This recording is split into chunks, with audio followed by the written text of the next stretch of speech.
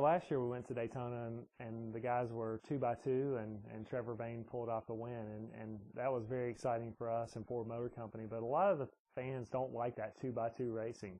So NASCAR has tried several things to try to break the cars apart and have more pack racing.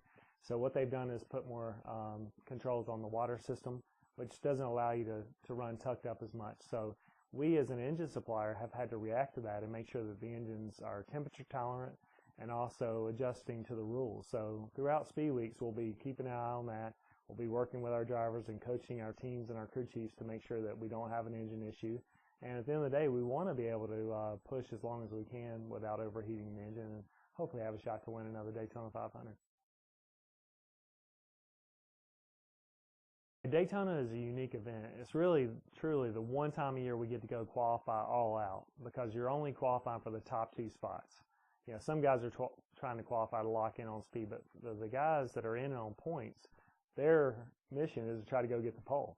And then after that, we do run that engine through the 150 and try to go compete and win the Gatorade dual races down there. But at the same point, that's a different engine combination than what we would run in the 500. And so it's really a unique event.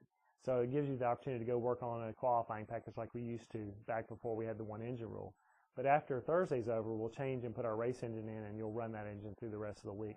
But what we will do is take a look at that engine or take a look at the Bud Shootout engines after that and try to get a good look and a good feel for what's going to happen in the Daytona 500 because it's a chance to preview your engine combination. So Daytona Speedweeks is really unique and different, and your fleet of engines is pretty extensive compared to going to, say, race Talladega on an impound weekend where there's one engine.